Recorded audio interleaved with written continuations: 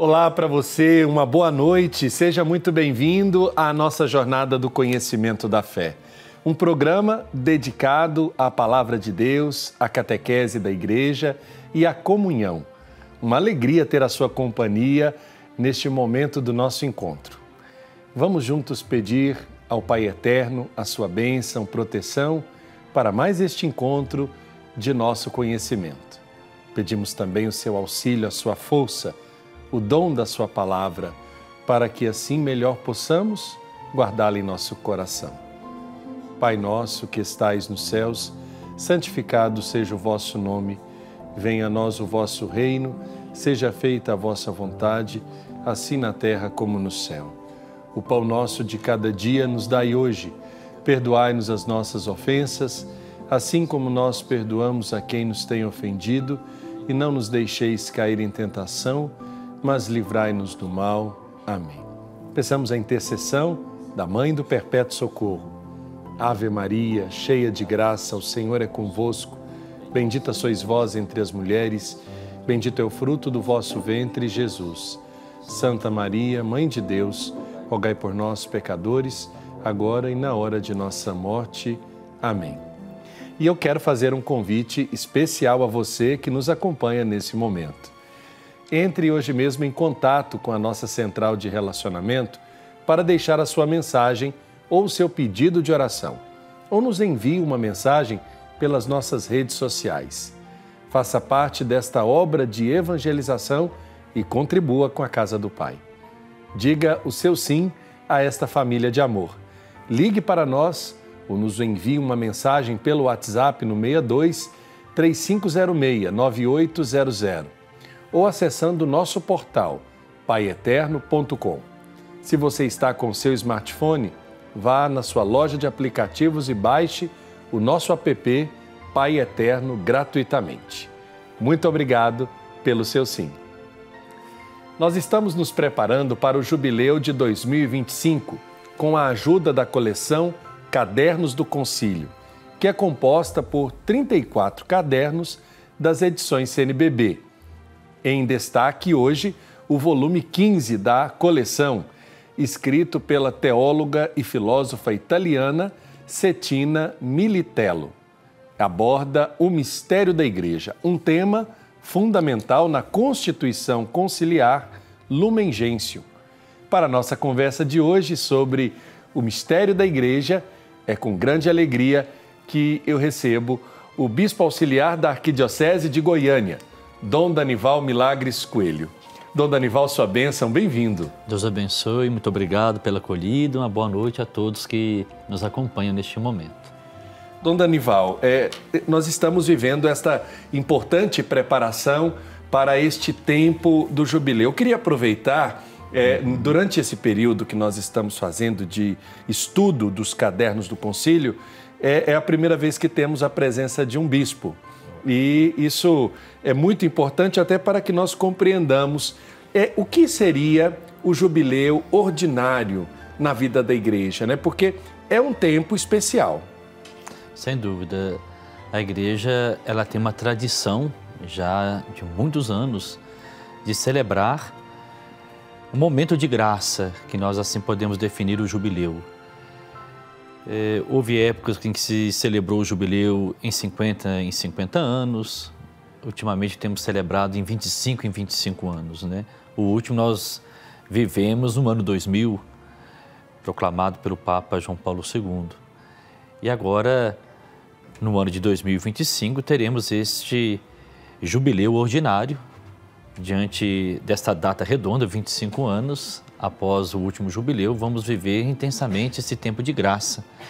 É claro que na igreja também há os concílios chamados, não concílio, jubileu, extraordinários, como o Papa convocou, por exemplo, o jubileu extraordinário da misericórdia, né? 2016, né? E assim por diante, né?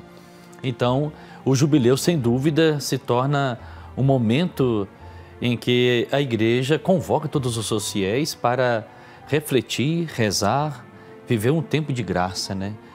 De voltar para o Senhor, um tempo de reconciliação, é um tempo de reavivamento também da fé, da esperança, como nos propõe justamente o Jubileu de 2025, né? Com esse tema da esperança.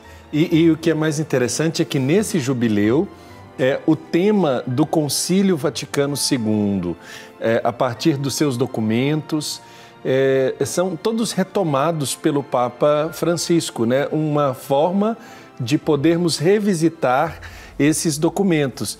E eu acho isso fundamental até para entendermos que não é um evento fruto do acaso, mas existe toda uma riqueza para que nós possamos revisitar os documentos do Concílio Vaticano II, não é mesmo? Não, sem dúvida, porque a gente pode afirmar que há muitos que não conhecem profundamente os documentos do Concílio Vaticano II.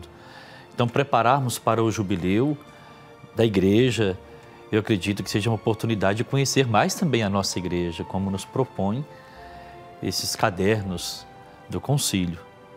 Assim a gente vai conhecendo mais a Igreja, a gente pode se comprometer muito mais com a missão da Igreja, porque nós somos a Igreja, como assim nos ensina a Igreja a partir do Concílio Vaticano II, quando trabalhou a categoria da Igreja enquanto povo de Deus. Nós devemos todos nos sentir corresponsáveis pela missão da Igreja. Eu creio que hoje, mais do que nunca, é necessário a gente cultivar esse sentimento de pertença à Igreja. Nós estamos iniciando o mês vocacional, né?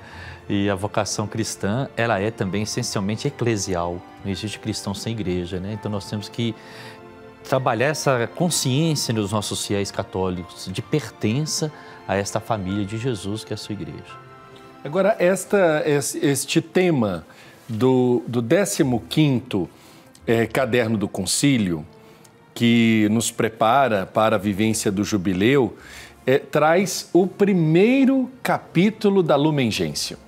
É o primeiro capítulo e que tem esse tema, né? O mistério da Igreja. É o primeiro capítulo, um capítulo muito rico. Quem puder depois revisitar o compêndio do concílio, vale a pena a leitura do capítulo em si para ter uma ideia, né, daquilo que é a proposta desse 15º caderno. O caderno procura traduzir este capítulo, mas é um tema que, no mínimo, é convidativo, porque falar o mistério da Igreja, quando nós tratamos dessas duas categorias, mistério e igreja, são coisas que muitas vezes pode-se entender de formas diferentes, não é mesmo, Dom Daniel? Eu acho que a gente primeiro precisa partir do que esse tema quer falar aos fiéis. O que seria o mistério e o que seria a igreja em questão nesse primeiro capítulo? Eu acredito que essa primeira temática que a autora foi muito feliz em trabalhar nesse caderno resgata aqui que nós podemos dizer o conceito, né, teológico de igreja, né? Não só apresentar uma eclesiologia a partir de tantas categorias que nós conhecemos, mas resgatar a igreja enquanto sacramento de Cristo, né? E aí a palavra mistério, ela vem de encontro com a palavra sacramento, porque nós traduzimos a palavra mysterion em grego para o nosso português, vindo do latim a palavra sacramento, que ficou para nós sacramento, que numa linguagem bem popular seria um sinal visível dessa graça de Deus, né? Então, olhar para a igreja enquanto mistério é olhar para a igreja enquanto sacramento de Cristo, como nos propõe a Lumen Gentium, né?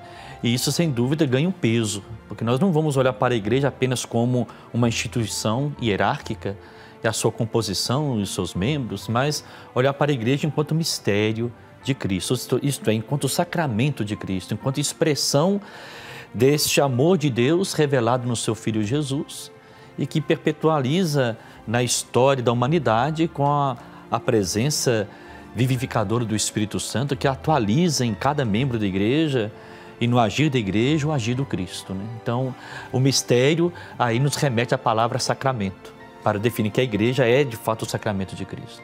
E se a gente também voltasse um pouquinho em Santo Agostinho, o mistério sendo entendido como aquela realidade de onde sempre tira coisas antigas e novas. Sem dúvida. Né? Sem Porque quando a gente fala mistério, muitas pessoas pensam, mistério é uma coisa que a gente não entende.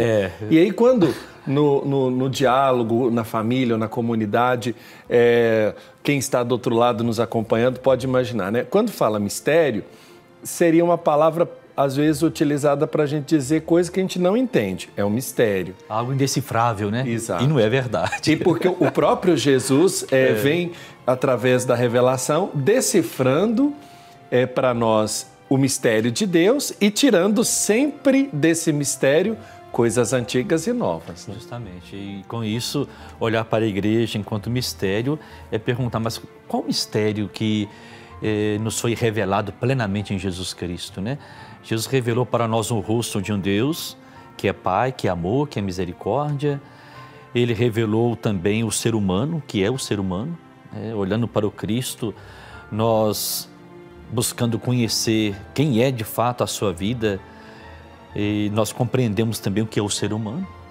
E nele nós compreendemos também o mistério desse Deus que é unitrino, né? Aí vem o mistério da Santíssima Trindade, desse Deus que é comunhão de amor.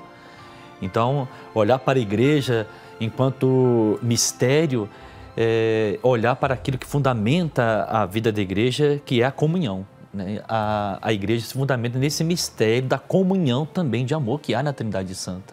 Então, a igreja se torna sinal, expressão desse mistério divino, porque ela também é convidada nos seus membros, na diversidade que há entre nós, testemunhar essa unidade do amor, né, que há na Trindade Santa.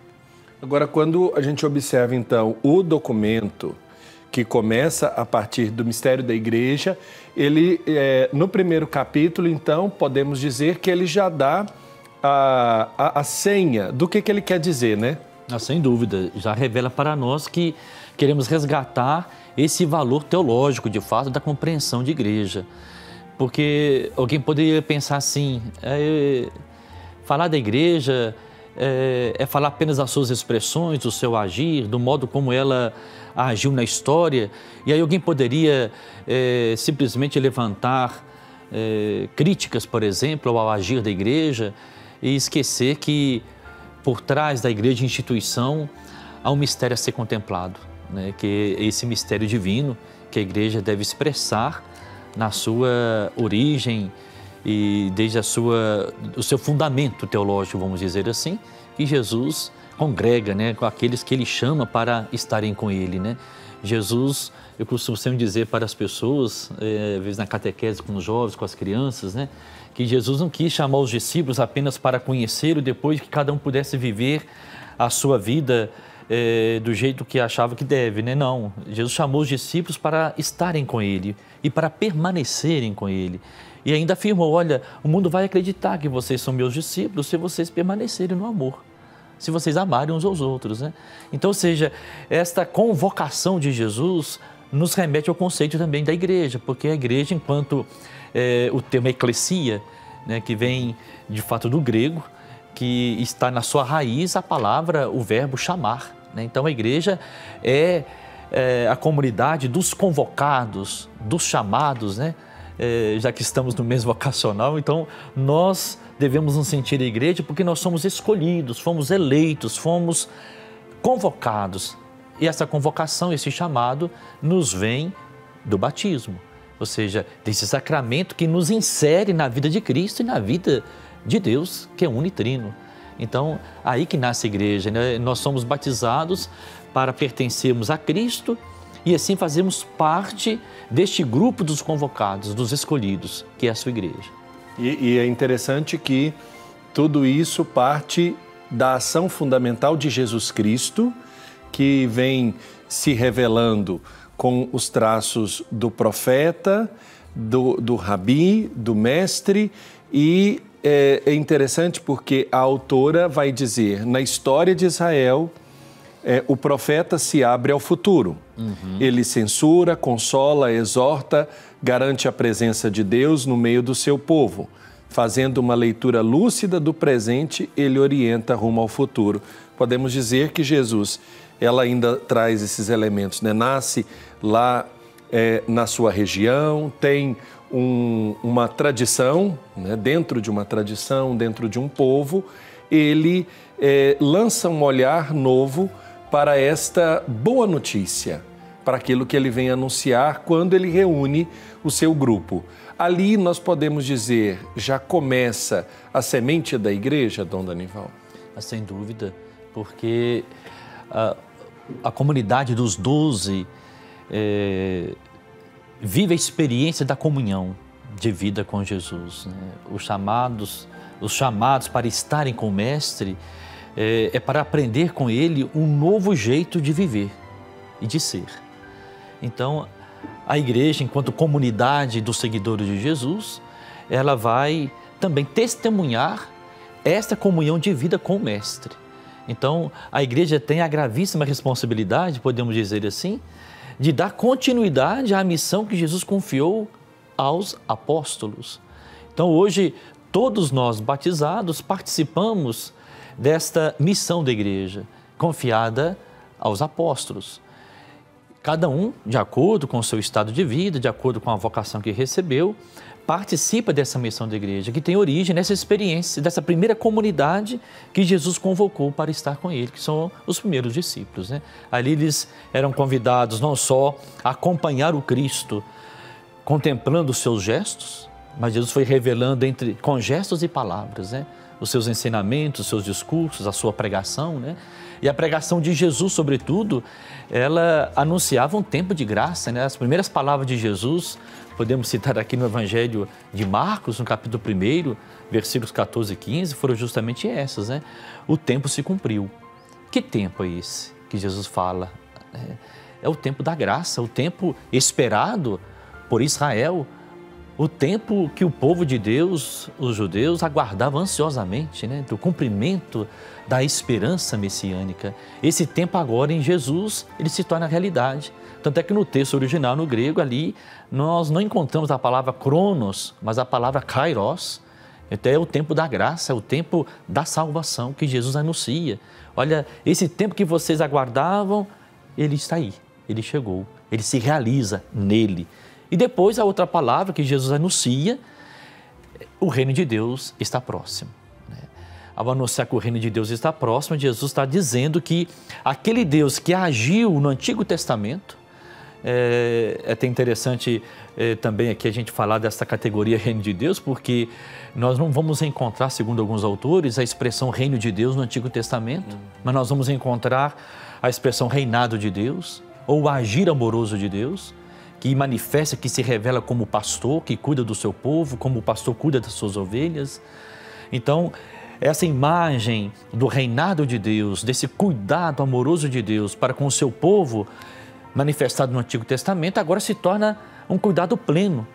Essa manifestação deste amor se torna plenamente realizado em Jesus. Então, contemplar o agir de Jesus e os seus ensinamentos é contemplar esta ação de Deus no meio do seu povo. É o Emanuel.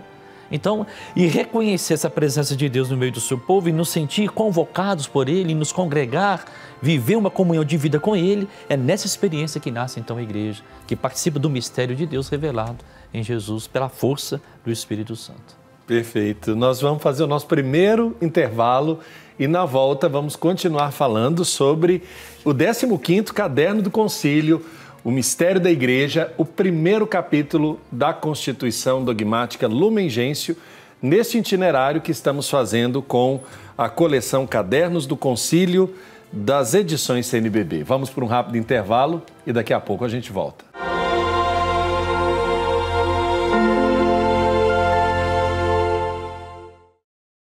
O mistério da igreja é o tema do Conhecimento da Fé desta noite, que traz a nossa reflexão sobre o primeiro capítulo da Constituição Dogmática Lumen Gentium, abordado no 15º caderno desta coleção, escrito por uma teóloga e filósofa, a Cettina Militello, ela é italiana, e oferece esse trabalho a partir do Dicastério para a Evangelização e a seção para as questões fundamentais da evangelização no mundo. Hoje está conosco Dom Danival, bispo auxiliar da Arquidiocese de Goiânia, falando sobre este tema, o mistério da igreja. Dona Anival, nós falávamos, ela começa falando primeiro, na introdução, sobre a igreja. E ela já vai direto para um tema que é próprio da estrutura de governo da igreja, que é um concílio. E ela apresenta uma questão. O que é um concílio? Muitas pessoas, talvez os mais experientes das nossas comunidades, talvez ainda se lembrem do concílio. Né? Nós ainda tivemos a convivência no seminário com alguém que se lembre do evento conciliar.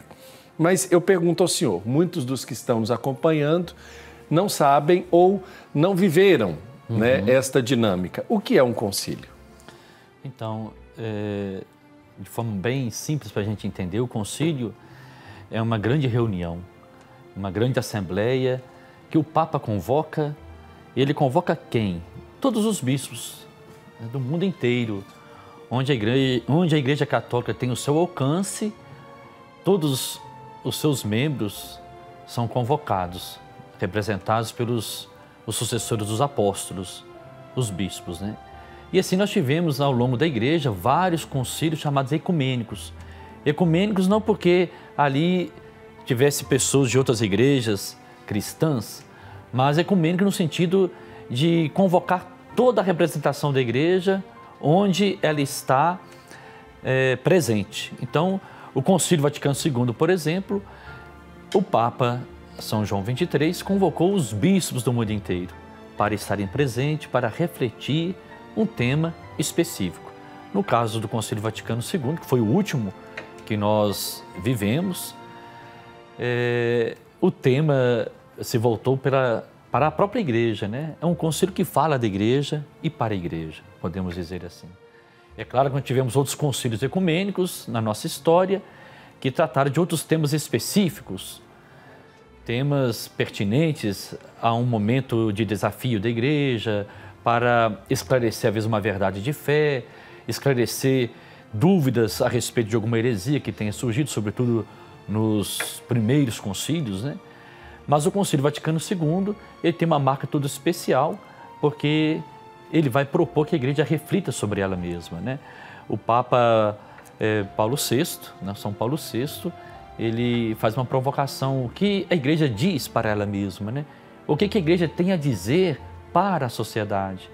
Então, o Concílio Vaticano II, ele se debruçou sobre esse mistério da igreja e o seu agir, a sua ação no mundo.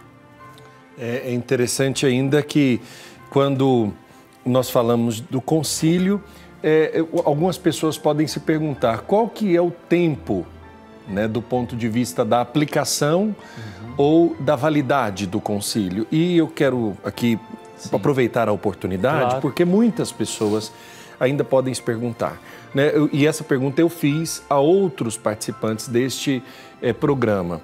O Concílio Vaticano II aconteceu na década de 60. Nós tivemos a promulgação de muitos documentos e o concílio deu uma palavra segura, uma palavra orientativa a diversos campos e realidades da igreja no mundo. Eu pergunto ao senhor, como bispo, nós podemos dizer que o Concílio Vaticano II ainda tem muito a oferecer à igreja nos tempos atuais, ou nós já podemos contemplá-lo como algo aplicado na sua totalidade em nossas comunidades? Eu acredito que ele tem que ser mais conhecido. Ótimo. Para ser mais e o melhor aplicado, né? Porque há muitos que não conhecem profundamente as constituições do Concílio Vaticano II, ou então interpreta de forma equivocada. Então, eu acredito que o concílio ele exige ainda da nossa parte uma responsabilidade, enquanto membros da igreja, de estudar mais, de conhecer mais, não obstante o tempo que já se passou, mas nós temos uma vida para a gente aprender sempre mais o que é ser cristão, o que é ser igreja. E o Concílio Vaticano II tem muitas a nos ensinar ainda hoje, quando a gente se depara com grandes desafios, quando diz respeito à missão da igreja, né? As visões eclesiais que tem hoje, que divergem às vezes, que se distanciam da própria eclesialidade que o Concílio Vaticano II propõe para nós. Perfeito. Retomando aqui o nosso tema, por que no concílio se fala da natureza da Igreja? Havia, por acaso, anterior ao Concílio Vaticano II, uma outra compreensão do que era a Igreja? Porque quando nós falamos desta Constituição, deste primeiro capítulo, nós estamos dizendo da natureza, né? Da natureza da Igreja. E traz definições, linhas muito ricas dessa definição. Anteriormente ao Vaticano II, parece que havia um outro jeito de se compreender a Igreja, né? Eu acredito que a partir do momento que a presença da Igreja no mundo, ela não conseguia corresponder e dar uma resposta para os desafios atuais, naquele momento, a Igreja se viu na necessidade de se debruçar sobre a sua própria Constituição, a sua missão, para que ela pudesse viver com eficácia a sua missão. Então, o modo de compreender, talvez, a Igreja fosse a partir da compreensão da sua missão. Qual que é a missão da Igreja no mundo? É ser sacramento de Cristo, é ser sinal de salvação, de fato é dar continuidade à missão de Jesus, ensinar as pessoas a viverem a fraternidade, a solidariedade, o amor de fato concreto no cuidado com a vida, ou é aquela ainda visão de se preocupar apenas com a salvação pós a morte, ou seria importante também dar resposta às angústias do momento presente, né? Aí a gente pega a Gaudium et Spes, por exemplo, que vai nos exortar a ser uma presença atual, solidária, sensível ao sofrimento do povo, né? Então, eu acredito que o que o Concílio quis responder foram os desafios que interpelavam a Igreja naquele momento, né? Então, nesse sentido, podemos dizer que o Concílio Vaticano II, ele se torna ainda pertinente, atual para nós, porque nós temos que saber dar respostas a tantos desafios. Nós não temos respostas prontas para os problemas atuais, mas nós podemos, caminhando junto na sinodalidade, encontrar respostas. No capítulo 1 desse mesmo livro, ela diz lá na página 17, né, sobre o mistério. Ela sempre lança uma pergunta para responder durante o capítulo, Sim. né? E aí ela diz, por que falamos de mistério? No começo do programa o senhor falou um pouco sobre isso, mas ela diz, na linguagem da fé, o mistério é o desígnio, o plano de Deus para as suas criaturas. Ele se manifesta ao longo do tempo em etapas, culmina em Cristo na sua morte e ressurreição. A Igreja não é parte secundária desse plano salvífico, mas constitui um momento determinante. Dom Danival, o senhor dizia do mistério enquanto o sacramento, enquanto o motivo, aquilo que fundamenta a presença da Igreja no mundo. Nós, olhando para essa definição, vemos que isso está bem próximo, né? Bem junto desta realidade. Quando nós nos questionamos sobre o plano de Deus para nós, fundamentalmente encontramos essa resposta na participação e na vivência desse mistério dentro da Igreja, né? Sem dúvida. Como eu disse, se a Igreja tem a grave responsabilidade de dar continuidade à missão de Jesus, se a missão dele é uma missão salvífica, oferecer à humanidade a salvação, que é regenerar o ser humano, restaurar aquilo que o pecado desfigurou no ser humano, restaurar o ser humano naquilo que ele é de originário, imagem e semelhança de Deus. Então, a Igreja, ela tem também essa missão de dar continuidade a esse mistério, a anunciar este amor de Jesus, esse amor salvífico, através da palavra, a palavra de Deus que nós pregamos, que é o Evangelho. Ela não é um conjunto de letras e de palavras, mas ela é uma pessoa, né? Jesus Cristo, né? Então, anunciar Jesus Cristo é tornar conhecido o seu agir salvífico, o seu agir amoroso para as pessoas. E fazer com que os fiéis, aqueles que nos escutam na pregação do Evangelho, possam acolher esse mistério de amor e possa fazer a experiência de permitir que esta palavra, que um dia se fez carne, que viveu, que deu a vida por nós, que esta palavra ainda hoje proclamada, que é o próprio Cristo, ela continua realizando o seu efeito, que é a salvação, que é regenerar o ser humano, restaurar o ser humano, reconciliá-lo com o Pai e, sobretudo, ensinar o ser humano a uma convivência fraterna. O mistério da encarnação desse Deus que decide em fazer-se um de nós, em se colocar no mundo como irmão de todos. E é um grande convite, como o Papa Francisco também nos lembrou na Fratelli Tutti, né, para que nós aprendamos com Jesus a sermos irmãos de todos, mesmo quando nem todos se comportam como nossos irmãos, né?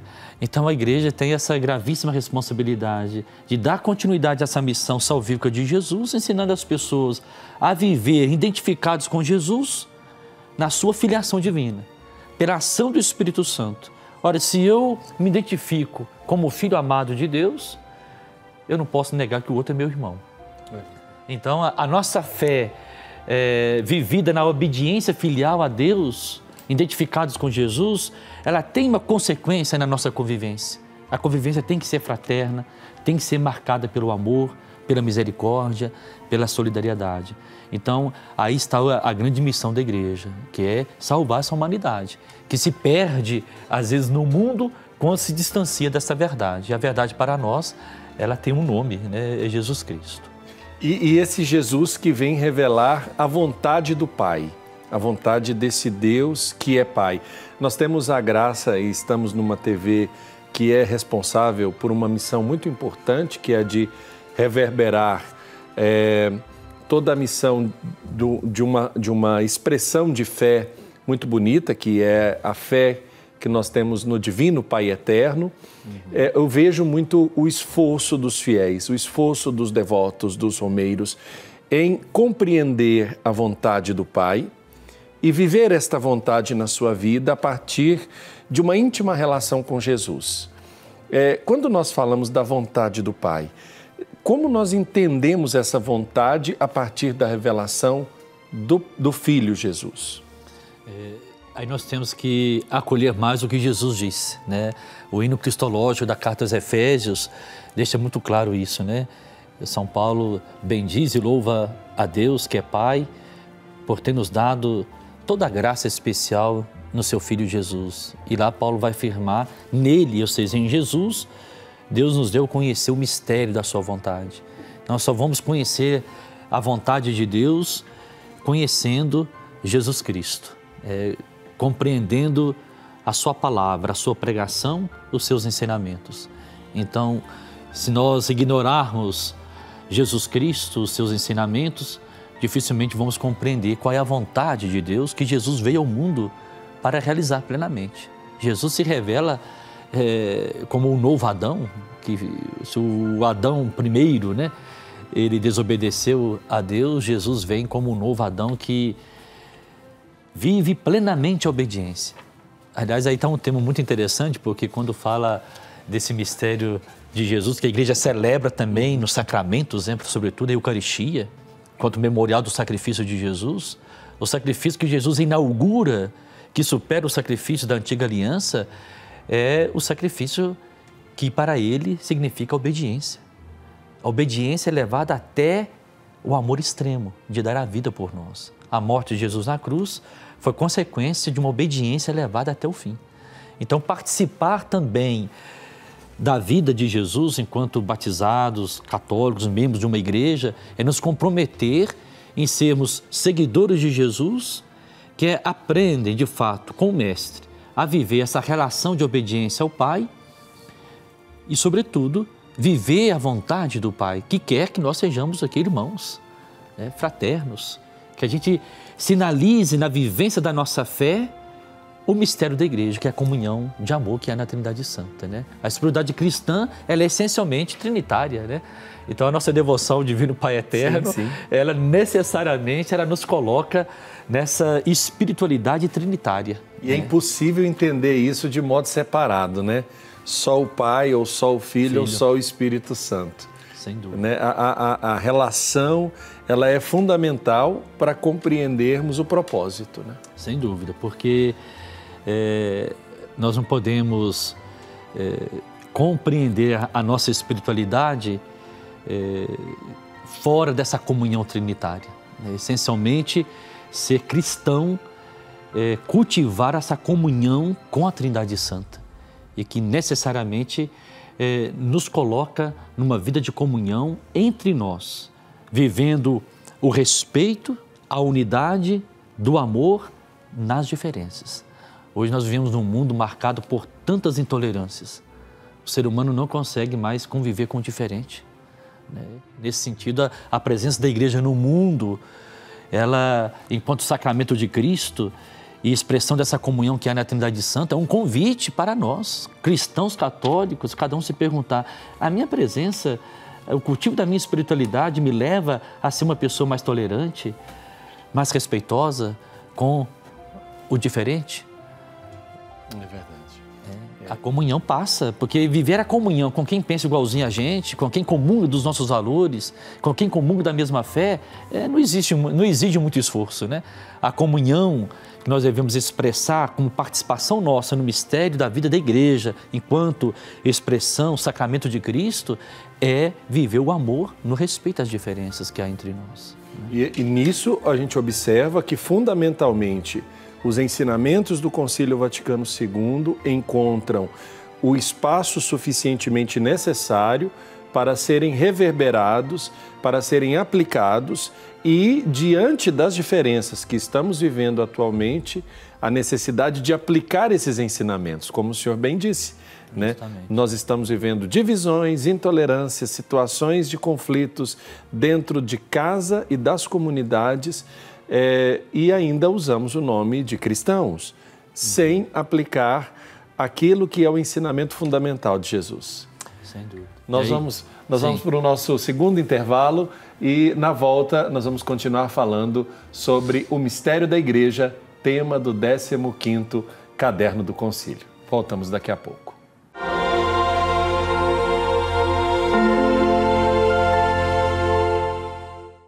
Estamos de volta com o Conhecimento da Fé desta noite, falando sobre o tema do 15º Caderno do Concílio desta coleção, que você pode adquirir entrando aí tanto no site quanto nas redes sociais das edições CNBB.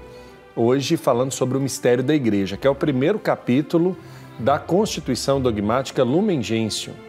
É um documento que trata sobre a igreja e justamente o primeiro capítulo vem de forma objetiva nos introduzir nessa temática desse documento. Hoje conosco, Dom Danival, que é bispo auxiliar da Arquidiocese de Goiânia.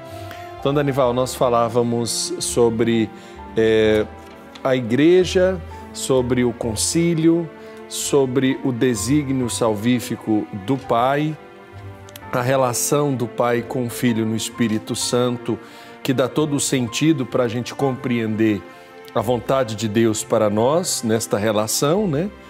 E falar do reino de Deus. Talvez um programa fosse pouco para falar sobre reino de Deus, mas ela traz essa temática associada ao mistério da igreja. Por quê?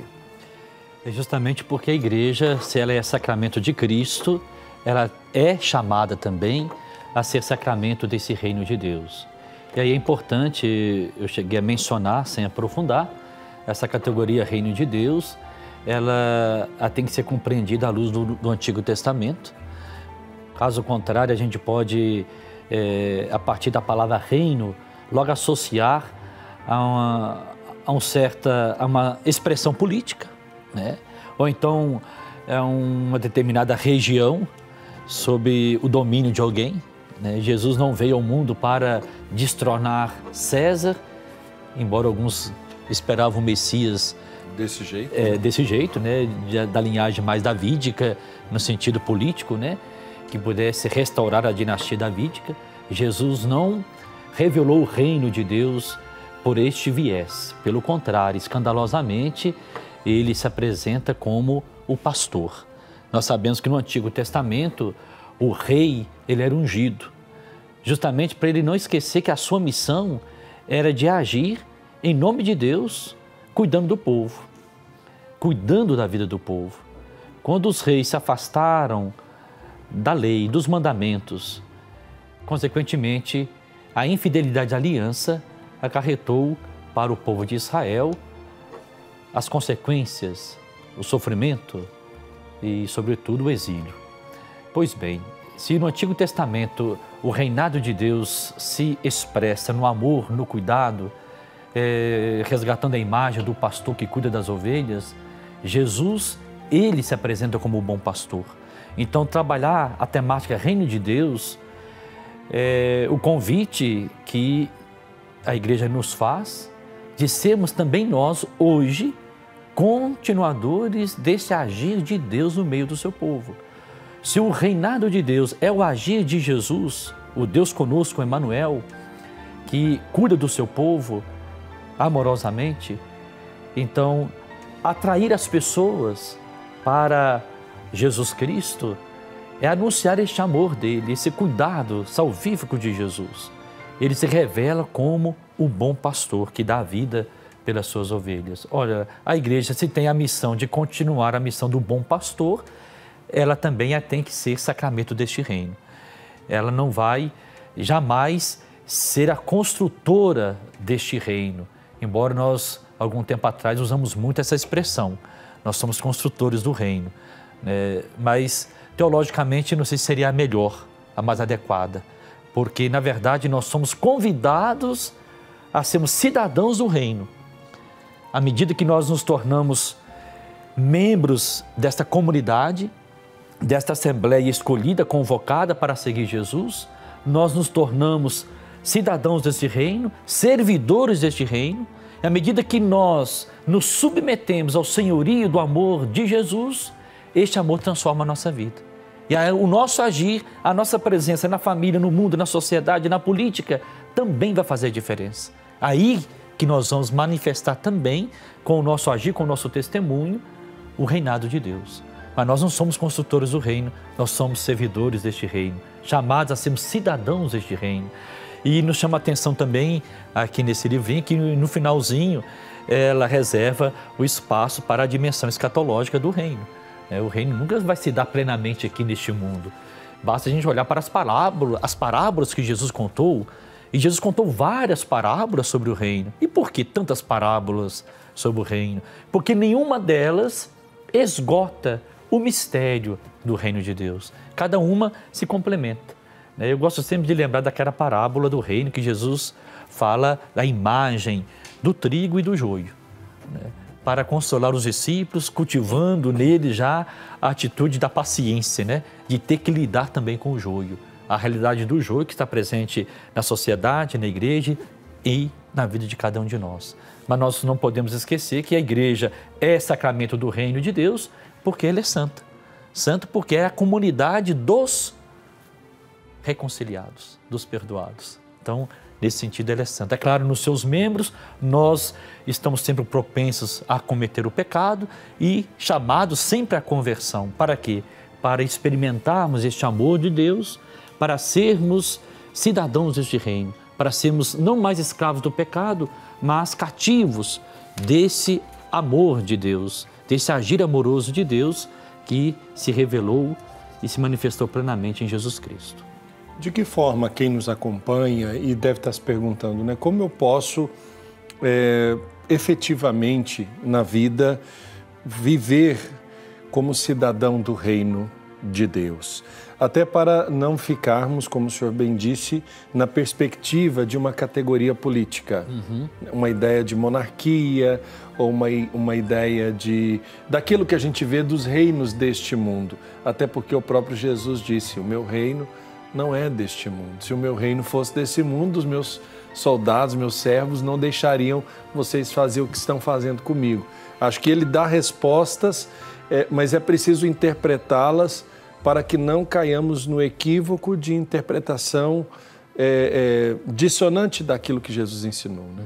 Como ser cidadão do reino, vivendo nessa perspectiva que Jesus anunciou e revelou para nós. Então, olha, nós seremos essa igreja enquanto sacramento do reino de Deus, se nós de fato formos essa Assembleia Santa.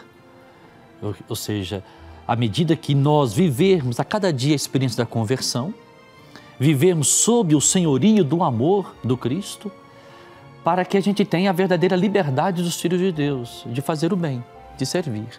Eu costumo dizer que enquanto nós constatarmos que dentro de nós há algo que nos impeça de amar, de fazer o bem, de servir, de sermos misericordiosos, de sermos generosos, solidários, então é sinal que nós ainda não somos livres.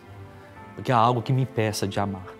Então eu ainda sou cativo do meu pecado, do meu egoísmo. Então ser cidadão do reino é viver sob o senhorio deste amor do Cristo, que me impele a viver também este amor nas relações fraternas de solidariedade. E se eu vivo isso na minha família, no meu ambiente de trabalho, na minha vida profissional, ali eu estou testemunhando que eu sou cidadão do reino. Porque na verdade eu estou deixando o amor de Deus reinar no meu coração. Estou deixando os valores do Evangelho reinar no meu coração. Então esse é sinal que eu sou livre. Participar do reino de Deus é alcançar a verdadeira liberdade dos filhos de Deus. Por isso é interessante a gente lembrar também que nós vivemos essa experiência do reino, o já, mas não ainda plenamente, né? Então a plenitude deste reino só vamos vivenciar na vida eterna e feliz que Jesus garantiu para nós. Dom Danival, eu queria que o senhor deixasse uma mensagem para quem está nos acompanhando, para a gente guardar no coração o mistério da igreja, do qual, pela pregação, pela reflexão do senhor, nós já compreendemos. Nós participamos desse mistério e fazemos parte integrante dessa proposta que Jesus quer contar conosco, né? Então, você, meu irmão e minha irmã, que nos acompanha neste momento, procure conhecer cada dia mais a nossa igreja. Procurando conhecer mais Jesus Cristo, você vai conhecer também mais a nossa igreja, para amá-la profundamente, para cultivar no seu coração o sentimento de pertença, para que o jubileu que vamos celebrar em 2025 seja vivido com alegria, como peregrinos de esperança, que acredita de fato nesse projeto salvífico que Jesus comunicou-nos e quer que nós acolhamos o seu mistério de amor que nos salva para vivermos como irmãos uns dos outros, no respeito às diferenças, vivendo e testemunhando a nossa fé pelo amor, ou seja, pela caridade, e assim nós seremos testemunhos de esperança. Então, se você se sente enfraquecido na sua fé, volte para a sua igreja, procure amar a sua igreja. Não deixe nunca, caros irmãos e irmãs, que as dificuldades de viver a fé coloquem no seu coração a dúvida da fé. Uma coisa é dificuldade, outra coisa é dúvida. Procure participar da sua igreja e você vai reavivar esse dom que você recebeu no batismo. Viva o seu ser cristão inserido na vida eclesial, na sua paróquia, na sua comunidade, onde você vive e convive com seus irmãos de fé. Nós queremos agradecer, infelizmente nosso programa já caminha para o seu final, queremos agradecer a Dom Danival pela oportunidade, ele que é bispo auxiliar aqui da Arquidiocese de Goiânia. Muito obrigado pela oportunidade de partilharmos um tema tão rico, tão agradável, que passou tão rápido aqui no programa. Obrigado, viu? Eu que agradeço a oportunidade dessa partilha. Tá certo. E também agradecer a você, caro telespectador, por sua audiência e por nos dar a oportunidade de entrar aí na sua casa para juntos nos encontrarmos. Você sabe, o programa vai ao ar nas quartas, 9h30 da noite, e aos sábados, às 8 da noite. Vamos aproveitar a oportunidade de termos Dom Danival conosco, pedir que ele nos dê a bênção. Então, que essa bênção alcance a vida de todas as pessoas que confiam nas nossas orações. É você que nos acompanha neste momento. O Senhor esteja convosco, Ele está no meio de nós. Abençoe-vos o Deus Todo-Poderoso, o Pai, o Filho e o Espírito Santo. Amém. Um forte abraço, muito obrigado pela sua audiência e até a semana que vem com mais um encontro do Conhecimento da Fé.